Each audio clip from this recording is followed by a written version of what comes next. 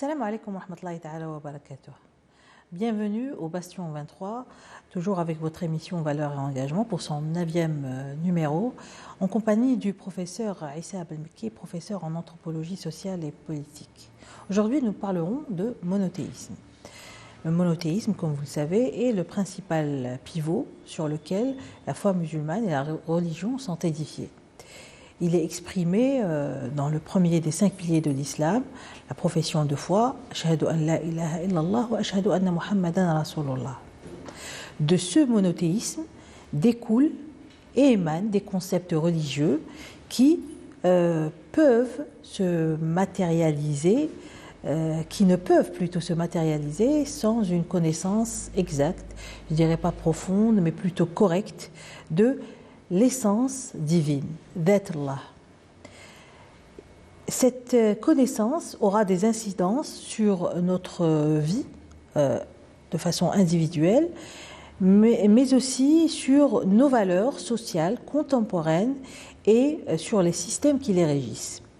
Alors nous n'allons pas aujourd'hui dans ce numéro vraiment nous engager dans les controverses jurisprudentielles et sectaires dans la définition du monothéisme, du déisme ou de la divinité, l'uluhiyya ou bien rububiyya. Nous allons plutôt nous attarder sur le monothéisme qui va aboutir au culte et qui va se refléter dans les différentes sanctuaires, je dirais, de notre vie, et pas seulement dans le côté rituel. Salam alaikum, professeur Issa Abdelmekki. Marhaba, marhaba, madame. Alors, ma première question, on va y aller crescendo, si vous le permettez. Comment se manifestent les principes spirituels du monothéisme ? Je crois qu'il faudrait d'abord cerner, pas pour cerner uniquement, mais pour bien appuyer le concept de monothéisme, tawhid. Parce qu'il y a plusieurs monothéismes. Il y en a des vrais, il y en a des faux. Par exemple, on parle souvent de 3 religions monothéistes, mais moi je n'en vois qu'une. C'est logique, puisque les 2 autres religions monothéistes, il y a de l'association. Il y a de l'association et il y a même autre chose. Prenons par exemple, surtout que ces derniers temps, on parle souvent de religion abrahamique, etc. C'est la religion inventée, c'est-à-dire. Oui, on invente un syncrétisme religieux, mais qui finalement va rendre service et va promouvoir une seule de ces 3 religions dites monothéistes. Alors il vaut mieux bien comprendre ce que c'est que tawhid. Parce que là, tawhid, c'est un mot qui appartient à la langue arabe, c'est-à-dire c'est l'un des 12 300 000 mots de la langue arabe. Il y en a même plus. Et on est en train de parler en français. En français, il y a 1500 mots. Vous voyez un peu le problème qui se pose. C'est un problème de sémantique. Si on parle en anglais, on aurait eu à notre disposition 300 000 mots, 600 000 mots. De toute façon... nous serons bien limités. Oui, c'est-à-dire que les concepts, surtout du point de vue sémantique et même sémiologique de la langue arabe, il est très difficile de les exprimer dans une autre langue que la langue arabe. Mais le terme le plus proche de tawhid, vous l'avez dit, c'est le monothéisme. Monothéos, c'est-à-dire un seul Dieu. Si j'en rajoute un ou la moitié d'un dieu ou le cousin de la cuisse gauche d'une autre divinité, ben c'est de l'associationnisme. J'associe quelque chose. Si je limite ce Dieu à mes caprices personnels, là j'en fais un Dieu partiel. Et c'est pour ça qu'il faut passer par une petite comparaison entre les 3 religions dites monothéistes. Mais très brièvement. Oui, oui, bien sûr. Prenons, parce qu'on l'a souvent dit, pour nous les musulmans, l'islam a commencé avec Adam alayhi salam. Ce n'est pas la dernière religion, c'est la première et la dernière, c'est la religion. Donc, bon, on a tendance, il y a des conditionnements mentaux qui ont tendance à se cramponné à cette idée que l'islam est la dernière religion révélée. Ce n'est pas vrai. L'islam a toujours été la religion révélée. Bon, mais travaillons chronologiquement. La première religion des religions dites monothéistes, dans la sémantique usuelle, dans comment dire, les vulgates, c'est le judaïsme. Yahvé, le Dieu des Juifs, c'est un Dieu partiel qui ne s'occupe que des Juifs, de son peuple élu. Alors, de là vient une association involontaire. Donc les autres, ils existent, les autres, ceux qui ne sont pas juifs, ceux qui ne font pas partie du peuple élu. Mais qui est leur Dieu? Ah, ils vous diraient, bon, ils ont leur Dieu, nous avons le nôtre. Le nôtre, c'est Yahvé, les autres. Donc ils acceptent l'idée que les autres aient une autre divinité. Donc là, c'est du panthéisme. Oui. C'est pire que l'association. Deuxième religion, pour ne pas rentrer dans les détails, deuxième religion révélée, entre parenthèses, Yahvé, c'est un mot arabe, Yahuwa. Ya harf nida, Huwa, parce qu'avant, à cette époque, il n'y avait pas, Allah n'avait pas encore révélé ses 99 attributs. Donc on ne savait pas comment le nommer. Alors quand on dit Ya Allah, Allah n'existait pas, le radical EL des langues sémitiques, on dit Yahuwa, ô celui qui est. Donc Yahvé, Yahuwa, c'est un mot arabe. Alors, deuxième religion dite révélée, c'est le christianisme. Sayyidina Isa alayhi salam n'a jamais enseigné le christianisme, pour la simple et bonne raison que le christianisme est apparu au concile de Nicée en 325. Ouais. Nicée, c'est une ville de Bithynie, la Bithynie antique, elle se trouve actuellement en Turquie. Bon, alors Constantin Ier, qui était païen, qui n'était pas croyant du tout, qui était l'empereur de Rome, je regrette vraiment, entre parenthèses, que notre cher Constantine soit nommé d'après lui, parce qu'il n'y a jamais mis les pieds. Il passait par là, elle brûlait parce qu'il y avait une guerre civile, il a vu, bon, il a donné l'ordre de la reconstruire, Qirta. Mais il n'y a jamais mis... Alors je me demande pourquoi elle s'appelle Constantine. Bon, passons. Alors, Constantin Ier, c'est lui qui a établi le christianisme. Parce que le christianisme, ça vient de Jésus, Christ, donc il y a la crucifixion. Entre autres choses qu'il a établies comme un dogme inamovible, un credo, et l'Église chrétienne, ils disent que ce dogme, c'est un mystère qui n'est pas accessible à la raison. Donc il faut l'accepter tel qu'il est, un point c'est tout. Alors, dans ce dogme, il y a la Sainte Trinité, Thaloth al-Muqaddas. C'est une création du Concile de Nicée, de 325, qui a été, tenez-vous bien, parce que là, le problème est cité dans le Coran, qui a été remanié en 384 à Constantinople, l'actuel Istanbul. Pourquoi? C'est pour déclarer les Ariens hérétiques. Les Ariens, c'est l'Erisiyoun, cité par Rasul dans la lettre qu'il envoyait par l'intermédiaire d'Yahya al-Kalbi à Héraclius, l'empereur byzantin à l'époque de la Révélation. Il lui a dit parce que c'est à partir de 384 que les Ariens, donc les adeptes d'Arius, ont été décimés, 12 millions décimés. Et Ashab al-Kahf faisaient partie des Ariens. Eux, ils sont cachés dans la grotte, et vous connaissez l'histoire, ce n'est pas la peine d'y revenir. Donc, le concile de Nicée de 325, où on a établi cette trinité dont le Messie alayhi salam n'a jamais parlé, et les manuscrits de la Mara morte l'ont prouvé qu'il n'y a jamais eu de trinité, etc., etc. Donc, c'est un truc qui est apparu au IVe siècle après Jésus-Christ et qui fait une association. Il fait une association. D'ailleurs, je vais vous lire, c'est pas long.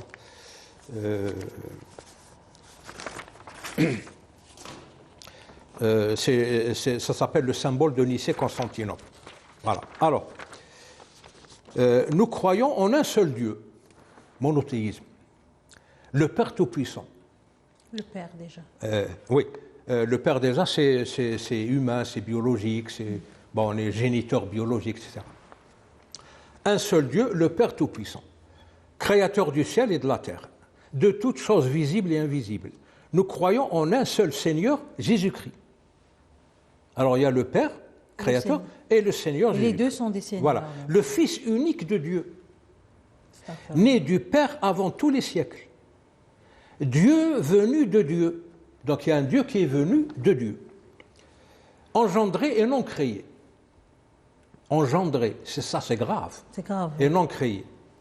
D'une même substance. C'est-à-dire, pas comme Adam. Oui. Adam a été créé, enfin dans leur... Tout le Adam monde est créé, tout le monde. Adam est créé, mais le Parce que Christ quand on dit engendré, quand on dit engendré et non créé, ça veut dire que Dieu et son Fils sont d'une même substance. Oui.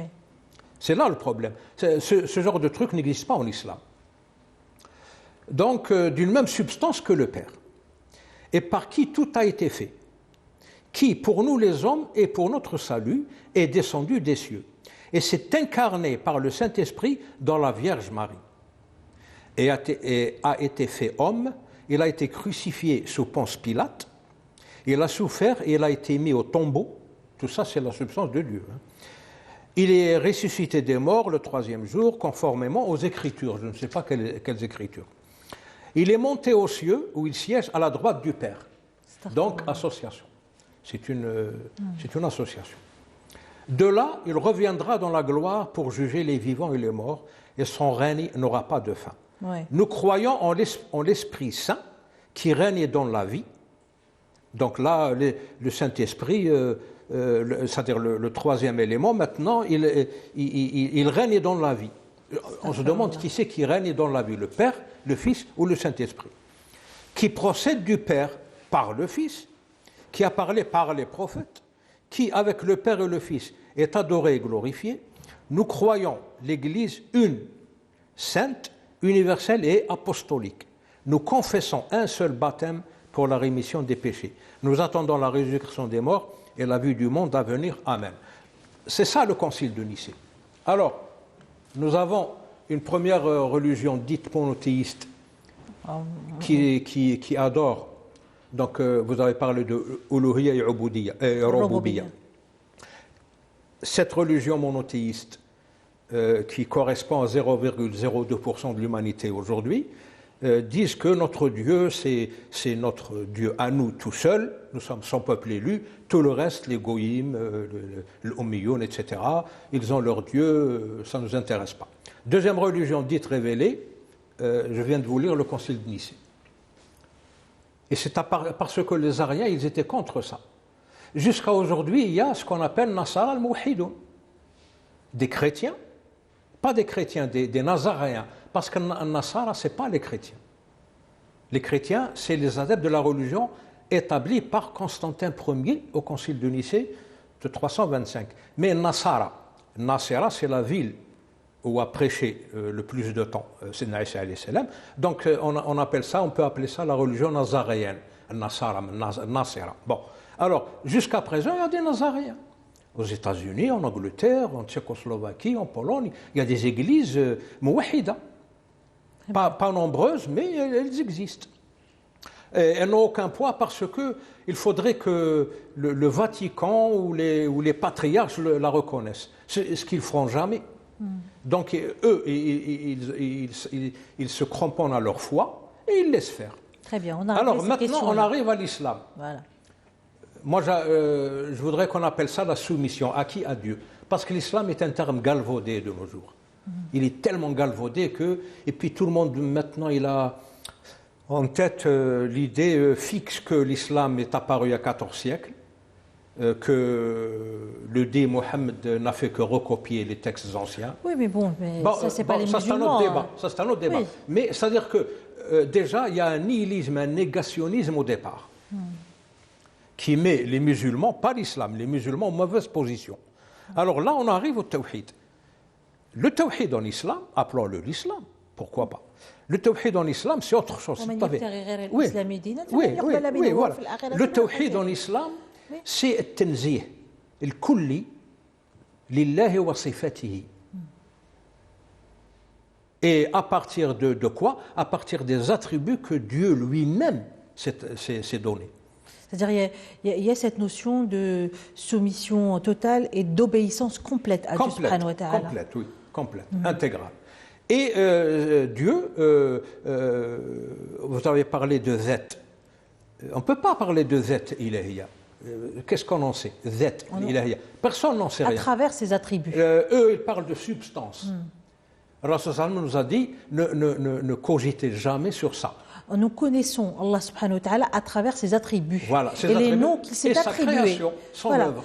Voilà, donc on le connaît à travers ses attributs qui sont des noms qu'il s'est lui-même donnés, et à travers donc les actes d'Allah subhanahu wa ta'ala. Son œuvre. Voilà, son œuvre, œuvre. absolument. Par exemple, parmi les 99 noms divins, il n'y a pas le Père. Non. Qu'est-ce? Il n'y a ni Père, ni Fils, ni rien. Et puis, cette affaire de Fils de Dieu a été tranchée dans le Coran à plusieurs reprises, surtout quand il s'est adressé lui-même aux gens de sa maman, Sayyida Maryam, alayhi salam, et il a parlé dans le berceau, il leur a dit « Moi, je suis Abdullah ». Ana Abdullah, c'est-à-dire je suis la création de Dieu. Il n'a pas dit je suis le fils de Dieu. Même Dieu lui posera la question, lui dira est-ce que c'est toi qui leur a dit de... Il y a plusieurs versets qui traitent de la question. Donc, Tawhid en islam, c'est le monothéisme absolu. On n'associe rien à Dieu, on lui reconnaît tous les attributs. On ne discute pas de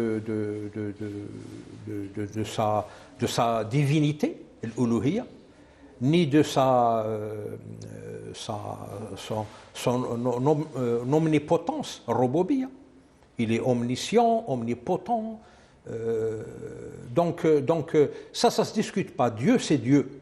Et plus on avance dans la foi, et plus Dieu devient grand pour le croyant. D'ailleurs, il y a un hadith Qudusi qui dit que la yasa'uni siwa qalbu abdi. On ne peut, quand on a une foi solide, bâtie sur du solide, on ne peut sentir Dieu. On le sent, on le voit. On ne peut pas le voir, on ne peut le sentir que par le cœur, par la foi.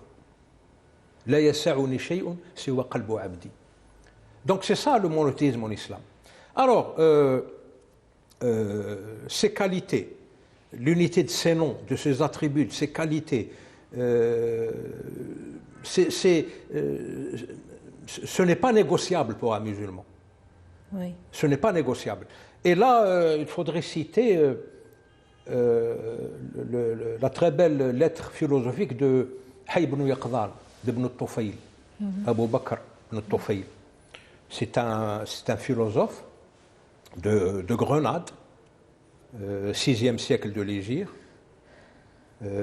Il a écrit cette Risala Falsafiyya pour justement expliquer que le véritable monothéisme, c'est pas les constructions comme on vient de dire sur le judaïsme, le christianisme. C'est pas établi par l'homme.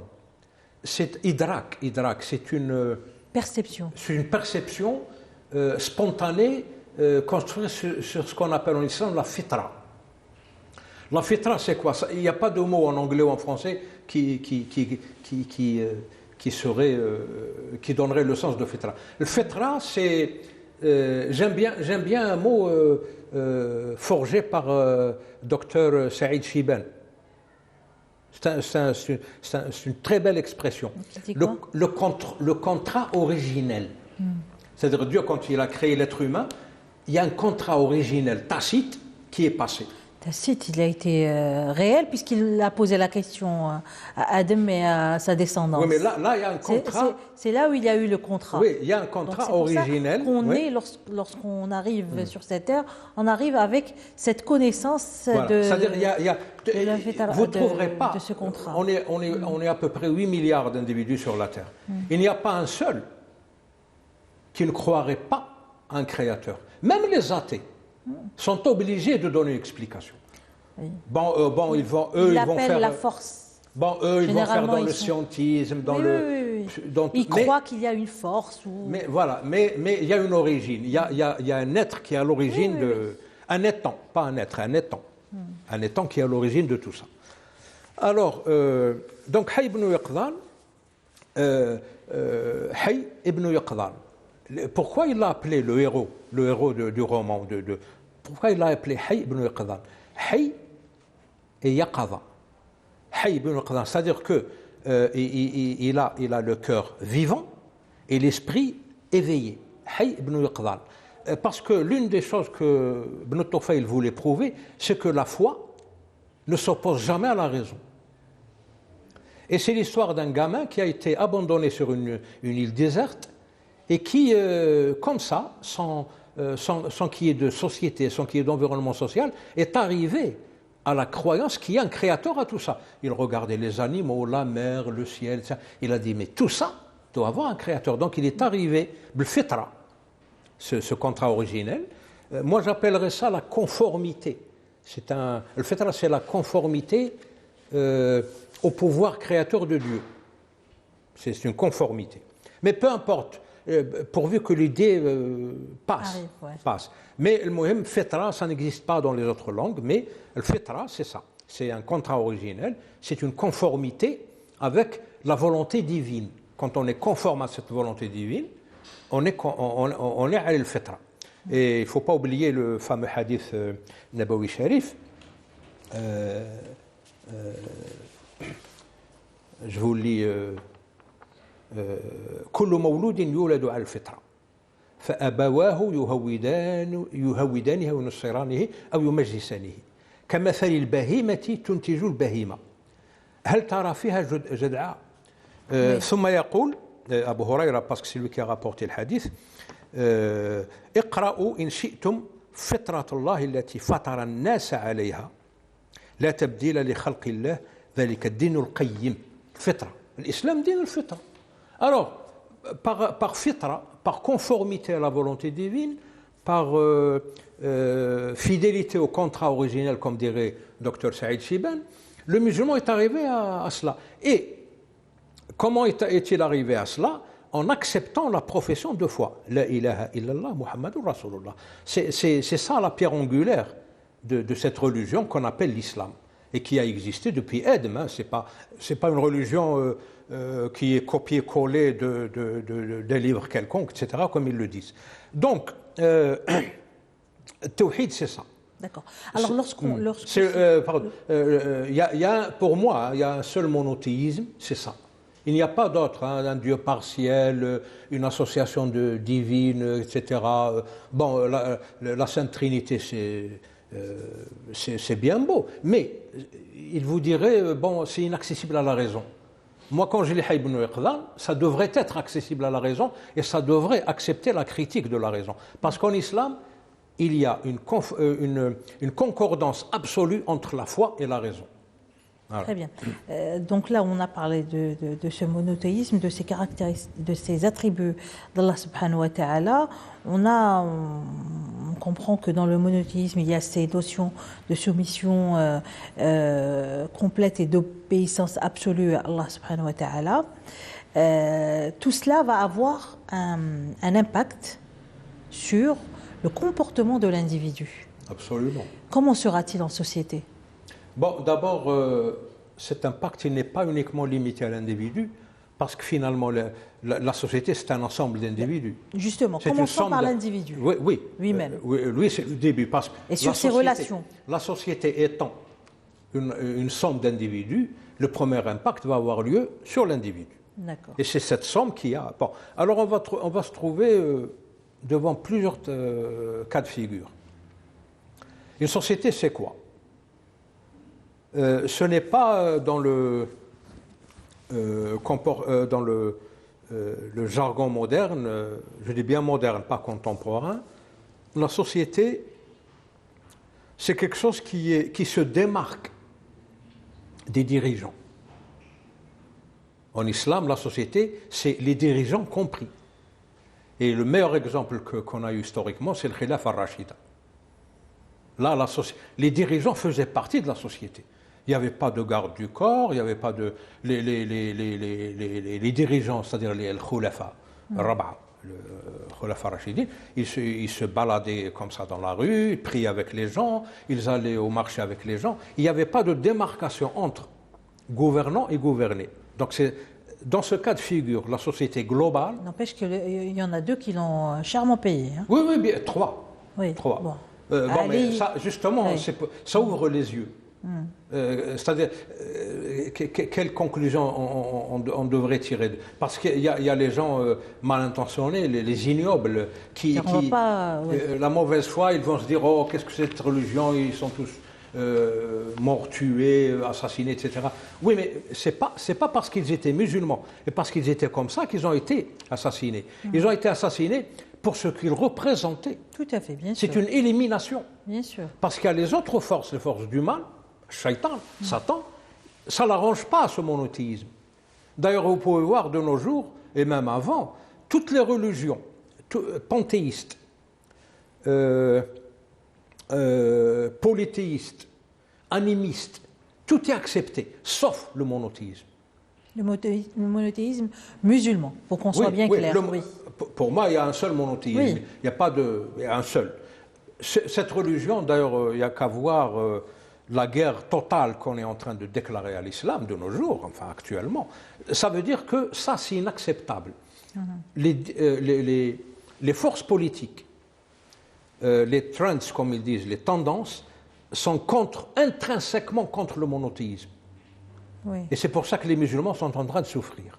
Oui. C'est ça le véritable. Parce que si on décidait, par exemple, si 2 milliards de musulmans adoptaient ce syncrétisme religieux de religion abrahamique, eh bien, ils seraient intégrés dans le système mondialiste qui prévaut. Très bien. Voilà. Alors, revenons un peu à l'impact. Alors, un individu musulman, comment est-il censé être? D'abord, c'est un personnage serein, calme. Pourquoi? Parce que il a trouvé le bon positionnement par rapport au maître du monde. Donc, il sait qu'il y a quelqu'un qui est en charge, qada wa qadar, quelqu'un qui administre cet univers. Donc, l'individu musulman, il va gagner sa sérénité en faisant quoi? En faisant confiance à ce Dieu, à son qada et son qadar. D'ailleurs, arkan al-iman sita fihum amantu billahi wa malaikatihi wa kutubihi wa rusulihi. Ça montre que l'islam il s'inscrit dans la durée, hein, c'est pas 14 siècles. Amantu billahi wa malaikatihi wa kutubihi. Il y en a 114, hein, le nombre de sourates du Coran, le Kutub. Suhuf Shif, Idris, Ibrahim, Moussa, Taurat Moussa, Injil Isa, Furqan Muhammad. 7. Bon. Donc, Amantu billahi wa malaikatihi wa kutubihi wa rusulihi, tous, wa bil yawmil akhir, wa al-qadari khayrihi wa sharrihi min Allah. Donc, le musulman, il est serein. Il est serein parce qu'il a la foi. Il fait confiance à Dieu. Il accepte tout parce qu'il sait que tout vient de Dieu. Évidemment, c'est aussi un individu responsable. C'est aussi un individu responsable. Parce que cette religion qui a pris cette sérénité le responsabilise. Elle le responsabilise. Ce n'est pas comme par exemple dans la religion chrétienne, le kafara. Il n'y a pas de kafara en islam. Vous commettez une erreur, lazim tawba. Tawba nasuh ou met'aoudish. Ne le refaites plus. Et vous êtes pardonné. Sauf, il y a un seul manquement qui n'est jamais pardonné, c'est l'associationnisme. Mais tout ce qui est en dessous de l'associationnisme, il appartient à Dieu de le pardonner, à qui est sincèrement il regrette, etc. Donc, l'individu musulman, il a un profil particulier.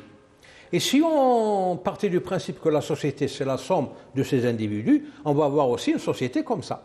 Donc une société musulmane, faite de la somme d'individus avec ce profil, ça va être une société juste, équitable.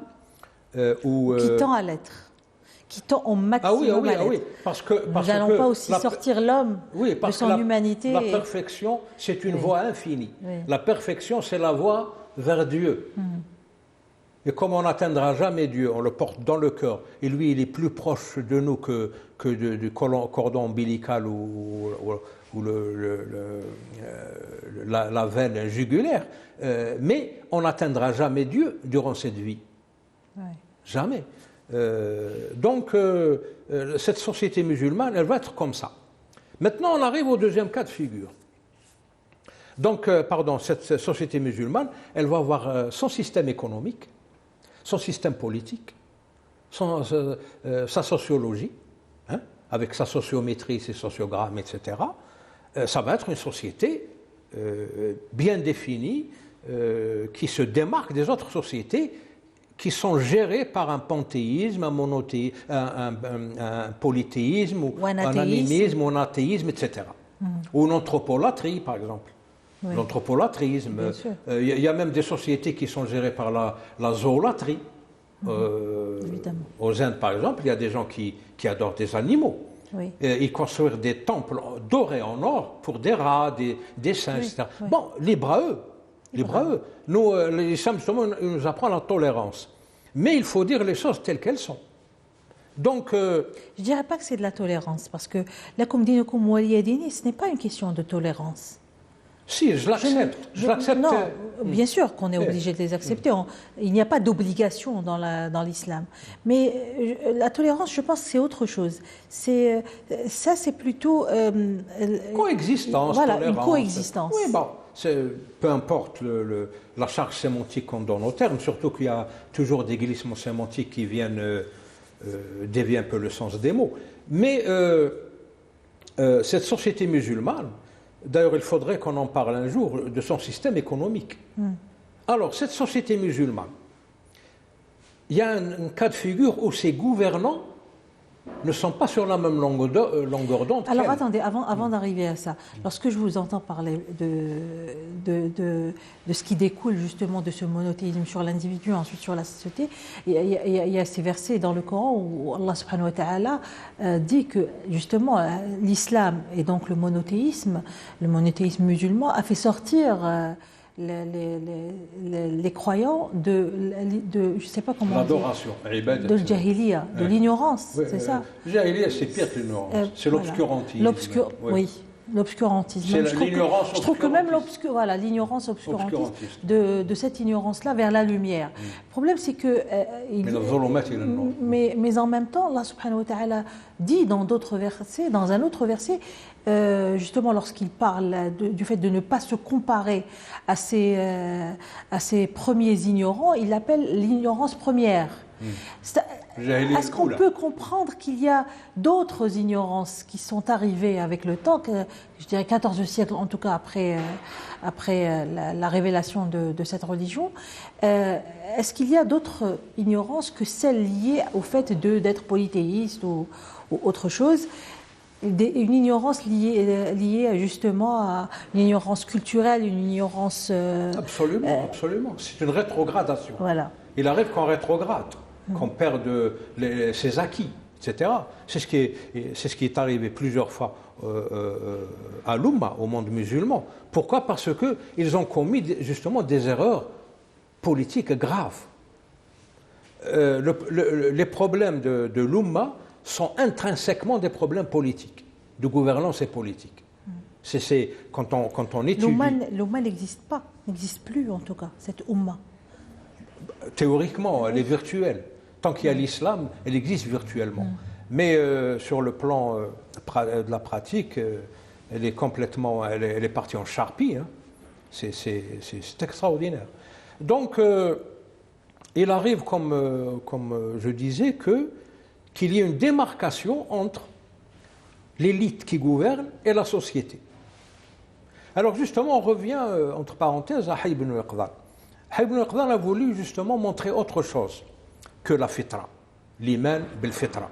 Il a voulu montrer que, là, il ne faut pas oublier que Ibn Tufayl, c'était le professeur d'Ibn Rushd, hein, et que lui-même, il s'est inspiré d'Ibn Sina. Vous voyez un peu la chaîne de transmission. Ibn Sina, la philosophie d'Ibn Sina à Avicenne, qui a influencé Ibn Tufayl, qui lui a été le maître, le percepteur de Ibn Rushd, etc. Donc c'est tout un processus de cohabitation de la foi avec la raison. C'est un processus philosophique. L'une des choses que Ibn Tufayl voulait montrer, que d'ailleurs Ibn Rushd l'a confirmé plus tard, dans chaque société, il y a trois classes de croyants. Il y a l'awam, din l'awam, monsieur tout le monde, les citoyens lambda. Ça, c'est la grande majorité. Et puis il y a le khawas. Donc c'est un peu une élite qui comprennent autrement la religion. Et il y a khast al-khawas. Il y a l'élite dans les élites. Sauf que personne ne peut se dire moi je fais partie de l'Khawas ou de Khas. Oui, parce que c'est ça le problème. Mais aussi. Ça, on fait une analyse objective des choses. Dans chaque société, il faut bien comprendre la physiologie sociale. Il faut bien la comprendre. On a parlé plusieurs fois de sociométrie et de sociogramme. On ne peut pas les définir, la sociométrie d'une société musulmane. Et les sociogrammes, donc les rapports qu'il y a entre les différentes classes de la société musulmane, si on ne comprend pas ça, il faut bien comprendre ça. Ils ont raison, les trois. Ibn Sina, Ibn Tufayl, Ibn Rushd, les trois Ibn. Ils ont raison parce que dans chaque société, et c'est ça les détails auxquels les gouvernants devraient faire attention. Évidemment, si c'est encore faut-il que ce soit des gouvernants qui ne se démarquent pas de leur société. Bon. Alors, il y a l'awam, le khawas, ou le khawas fi le khawas, khast al khawas. Bon. Alors, chaque catégorie a sa propre perception de tawhid. D'ailleurs, le héros du roman, Hayy ibn Yaqdhan, il a rencontré deux personnages. L'un qui enseignait la religion, je crois qu'il s'appelait Salaman. Il enseignait la religion à travers les exemples. Donc, lui, il ciblait la grande masse. Donc, il leur parlait le langage qu'ils comprenaient. Et il a rencontré un autre personnage qui, lui, travaillait au niveau intellectuel, philosophique, abstrait, etc. Évidemment, il a penché vers le deuxième, Hayy ibn Yaqdhan, parce que lui, il est arrivé à la foi, au tawhid, par un processus, justement, un itinéraire philosophique. Donc c'est ça un peu le Hayy ibn Yaqdhan de Ibn Tufayl. Normalement, tous les musulmans devraient le lire. Parce qu'en Occident, tout le monde l'a lu. Il a été traduit en plusieurs langues, pour ne pas dire toutes. Mais la seule application qu'ils ont trouvée, c'est les films de Tarzan, Mowgli, l'enfant loup, l'enfant singe. C'est comme ça qu'il est présenté. Voilà, donc, mais le vrai sens du livre, ils l'ont gardé pour eux-mêmes. Comme l'a dit une prêcheuse américaine qui aime beaucoup l'islam, un jour lors d'un de ses prêches, donc dans son église, dans sa paroisse, elle parlait des musulmans. Elle les a décrits mieux que les musulmans eux-mêmes l'auraient fait. Elle a dit, finalement, en fin de compte, elle a dit, nous avons pris leurs savants, leur savoir, ils ont pris nos soufaha ou nos soufaha, ils ont pris nos vauriens. On a pris leurs valeurs et ils ont pris le contraire. Donc, vous voyez un peu comment les vases communicants ont communiqué et eux, comment ils ont pu faire tout ce saut civilisationnel et nous, comment on a pu faire cette rétrogradation civilisationnelle. Parce qu'il y a eu un problème d'osmose, donc de poussée osmotique, vases communicants. Nous, on a pris les défauts de l'Occident et eux, ils ont pris les valeurs de l'Orient. Alors, on a. Pardon, juste pour finir, c'est donc une société musulmane donc, qui est faite d'individus musulmans, en principe, c'est ça. Donc, c'est une société donc, qui est intégrée à elle-même, elle a son système économique, elle a son système éducatif, elle a tout est islamique chez elle. C'est une foi aussi qui va libérer peut-être l'individu et donc les sociétés de tous les cercles d'esclavage, en fait. Oui, parce que l'islam, la vocation première de l'islam, elle est libératrice. Parce qu'il place la barre très haut. Mais là, il faut vraiment bien comprendre. Hein, oui, parce que l'islam, il place la barre très haut. Oui. En bas, vous avez votre ethnie, votre nation, votre ceci. Mais lui, il se place très haut. Il place la barre très haut. Donc, il n'admet aucun ethnocentrisme, aucun truc centripète, aucune rétrogradation. C'est pour que les choses restent en équilibre et dans leur bonne proportion. Et c'est pour ça qu'il est combattu. Parce que là, par exemple, c'est évident, on le voit tous les jours. Pendant que les Occidentaux font des mains et des pieds pour pas construire, parce qu'ils ont fait un long chemin là-dessus, hein, pour parfaire la construction d'un méga-État, qui serait un État occidental, construit et bâti sur les valeurs indo-européennes, les langues indo-européennes, l'héritage judéo-chrétien, la civilisation gréco-romaine, tout ça, ils ont construit un méga-État sur ces 4 données, qui sont patrimoine des Occidentaux. Et en même temps, ils sont en train de nous atomiser. Parce que si on faisait comme eux... Que l'histoire ne se répète pas. Voilà. Si on faisait comme eux, eh bien, ils disparaîtraient. Et ils ne disparaîtraient pas parce que nous, on les détruirait. Oui. Eux, ils vont rentrer dans l'islam. Eux. Et c'est ce qui se passe actuellement. C'est ce qui se passe. L'Europe va, d'ici 2050, elle va être à plus de 50% musulmane. C'est pas des foutouhats ou n'importe quoi. C'est eux qui sont en train de s'islamiser à fouajen. Et donc c'est ça les mécanismes qu'ils ignorent et qu'ils ne prennent pas en considération. Parce que Dieu, il a fatara as-samawati wal arda ala dhalik. Sauf qu'il y a un souci aussi qui se présente. D'ailleurs, vous l'avez dit à travers l'exemple que vous avez cité tout à l'heure, lorsque vous dites que dans une société musulmane, il y a les individus, la société comprend aussi bien les individus que les dirigeants. Très bien. Maintenant, si cette foi, ce monothéisme, ne s'accorde pas avec les lois qui sont en vigueur, que peut faire le musulman? Comment il s'adapte? Si les lois, ils appellent ça le droit positif, parce qu'il est appliqué. La charia, ce n'est pas positif parce qu'elle n'est pas appliquée, mais ce qu'établissent les hommes, il est positif parce qu'ils l'appliquent. Et bien, appliquer la charia, elle deviendra positive. Si les lois, le droit positif, donc le droit établi par l'être humain, peu importe parce que vous prenez un juriste quelconque, il vous dirait, monsieur, on légifère à partir de la réalité. Les lois dans le droit positif ne sont pas l'aboutissement d'une pensée philosophique ou morale. Vous avez une réalité et vous légiférez pour contrôler cette réalité. Oui. La charia, c'est pas ça. Parce que la charia, c'est la voie qui mène tout droit vers Dieu. Donc la charia, cette voie, c'est Dieu qui l'a posée. Vous n'avez pas à légiférer là-dessus. Vous devez l'agencer juridiquement pour que ça aille en harmonie avec votre société. C'est-à-dire même les lois positives doivent s'accorder avec cette... Oui. On doit légiférer dans le cadre. Prenons un exemple concret. Le qast qawm Lut, dans le Coran. Ce n'est pas la peine de rentrer dans les détails. Oui. Ça montre que la perversion, ce genre de perversion n'est pas admis.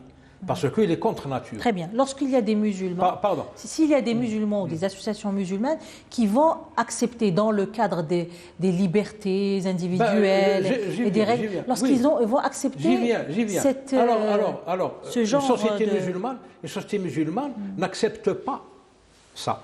Même s'il y a des individus qui le font et qui veulent l'imposer, ça doit rester une affaire individuelle. Ça ne doit pas devenir une institution sociale.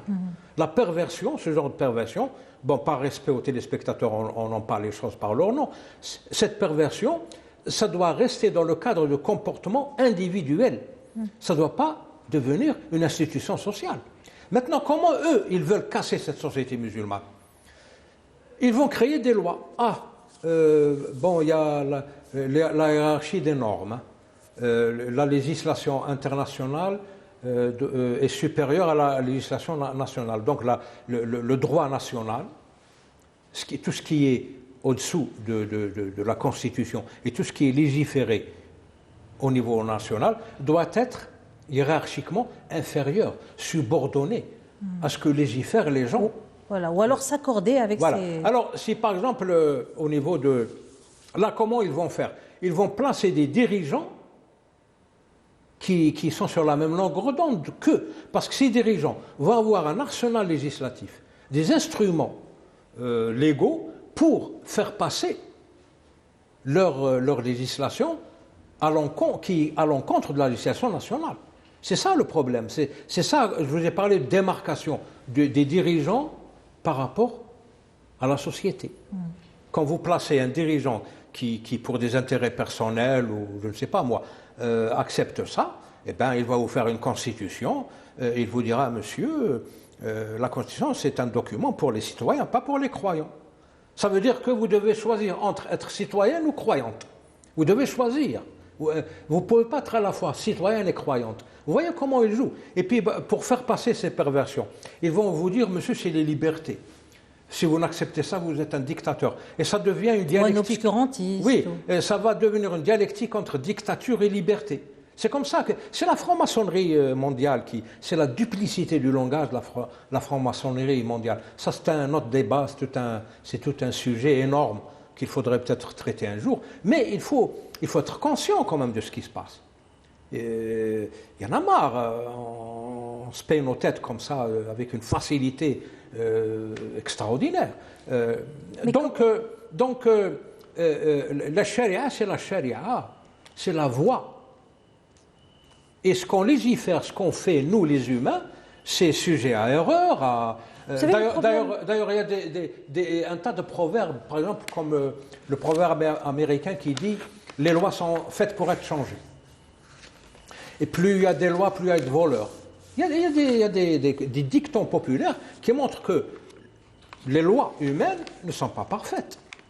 On peut très bien, comme par exemple la dernière loi qui est apparue dans un pays européen, je ne le nommerai pas pour ne pas être coupé, qui a rabaissé l'âge de la liberté sexuelle à 13 ans. Oui. Ils ont même parlé, c'est ignoble, c'est de l'ignominie, ils ont même parlé de consentement.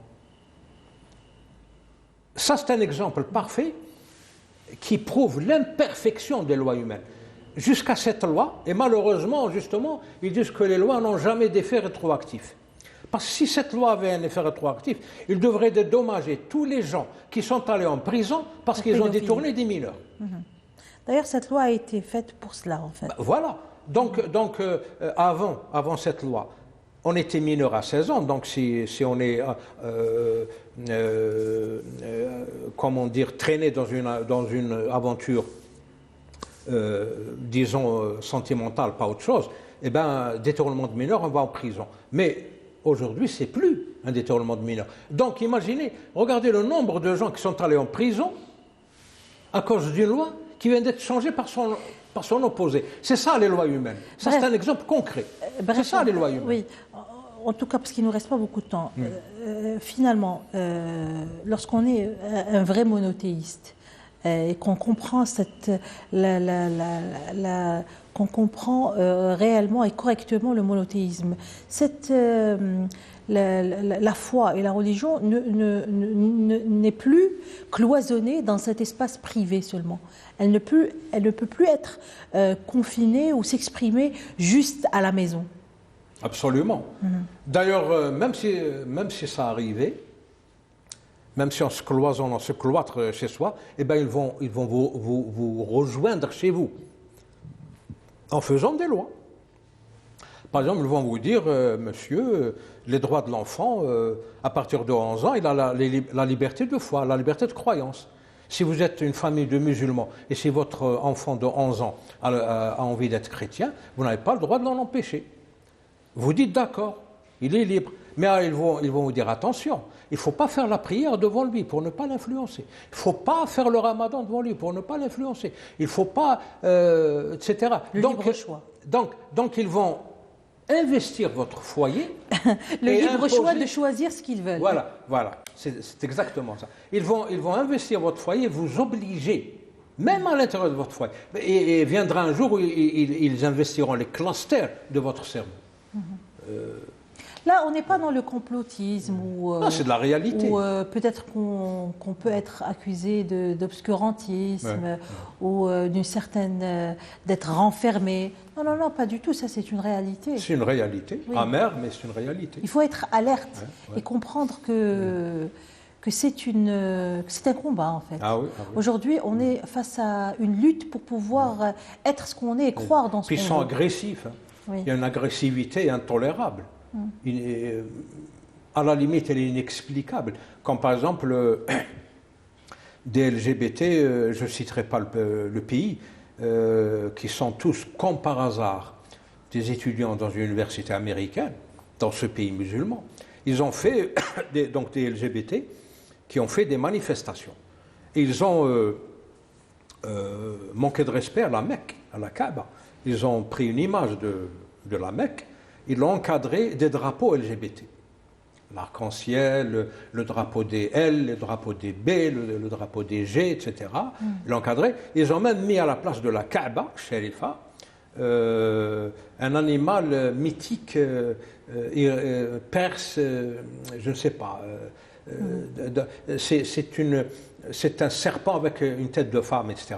Donc ça, c'est une atteinte agressive à des symboles religieux. Heureusement que les autorités de ce pays ont pris les choses en main et ils les ont traduits en justice. Mais c'est-à-dire que même si vous